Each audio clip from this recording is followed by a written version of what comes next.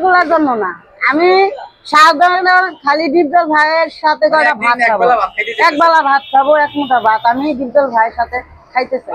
ডিপজল ভাই তো অনেক ভালো মানুষ আমাদের জানা মতে। হ্যাঁ, কেন ডিপজল ভাই আপনাকে দূর দূর করে তারা দিতেছে আমার মানে আমাদের মাথায় আসছে না। আর ওইদিকে যে কাহিনীটা হয়েছে ইলিয়াস কাঞ্চন ভাইয়ের সাথে, হ্যাঁ, এটা তো ওই জানতো না আপনার এই ছবি, এরকম ছবি ছিল আপনার গায়ে? হ্যাঁ, সেদিন আমার এরকম ছবি ছিল, আমার গলায় মালা আছে, বড় ছবি আছিল, ওই ব্যাগের ভিতরে রাখছি। তো এগুলা ছবি লইয়া আমি 2 ঘন্টা অপেক্ষা করছি ইলিয়াস কাঞ্চন ভাইজানরে বলবো যে ভাইজান আমি 5 বছর ধরে যে ঘুরতেছি, আমার এই 5 বছরের কথাটা আমি জমানো রাখছি, এটা আপনার কাছে আমি তুলে বললে আপনি ডিপজল ভাইরে যায় বলবেন, ডিপজল ভাই যে আমার স্বপ্নেরটা বাস্তব করে দেয়। আপনার কি কোনো অন্য কোনো কিছু চাওয়া পাওয়া আছে? আমার অন্য কোনো কিছু চাওয়া পাওয়া না, এক বেলা খাবার। মানে আপনার সব স্বপ্নে দেখছেন আমি হ্যাঁ স্বপ্নে দেখছি ডিপজল ভাই আমাকে খাওয়াইছে। হ্যাঁ, এইটাই আমার। এখন হয়তো অনেকে মিন করতে পারে যে আপনি অন্য কোনো উদ্দেশ্য থাকতে পারে, কিন্তু আপনি এই উদ্দেশ্যটা কোনো খারাপ তো না? তো না না, কোনো খারাপ না, সে আমার ভাই, আমি তার বোন, সেটাই। একবেলা ভাত খাবেন? এক বেলা ভাতের জন্য আজকে আমার সব পরিবার হারাই গেছে, স্বামী হারাইছি, সন্তান হারাইছি, বাপ মা হারাইছি, দেশ গ্রামে যাইতে পারি না, দেশে গেলে মানুষে বলে তুমি বাইরে হলে মিষ্টি খাও, হেঁটে খাও, অথচ তো আমার কাছে টাকা নেই, আমি কিভাবে যাবো?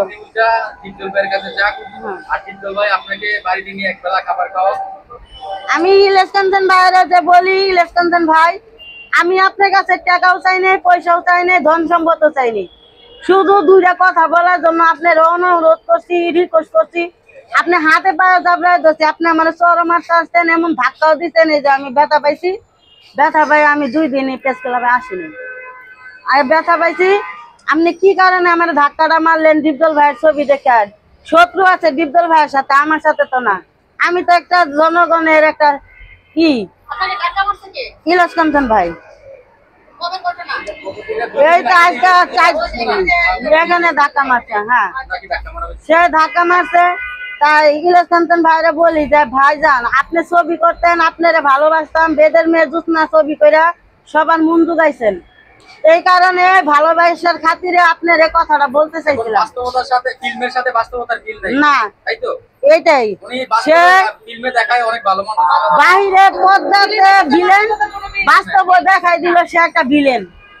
এরকম সন্তান, ইলিয়াস কাঞ্চনের মতন সন্তান যে কোনো মার ঘরে না হয়, সেটাই আমি বলি যে আমার কি অন্যায় ছিল। আমি তো 2টা কথাই বলতে চাইছি, আমি তো তার কাছে টাকা পয়সা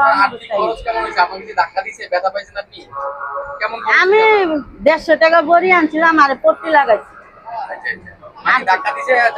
মানে এইভাবে ডাকা করতে না আসে। আমি বলছি যে স্যার আমার একটা কথা শুনেন, স্যার আমার একটা কথা শুনেন, আমি খালি আপনার একটা কথা বলবো স্যার, অনুরোধ পরে। হ্যাঁ বলছে এই তোর কিন্তু মার মান করলাম, যেমন আমার মাইরে ফেলাম, আপনি আমার মাইরে ফেলাম, তাও আমার একটা কথা শুনেন, কিন্তু সে শুনলো না, সে এমন ভাবে ধাক্কা মারছে এই আড্ডির মধ্যে আমার লাগছে।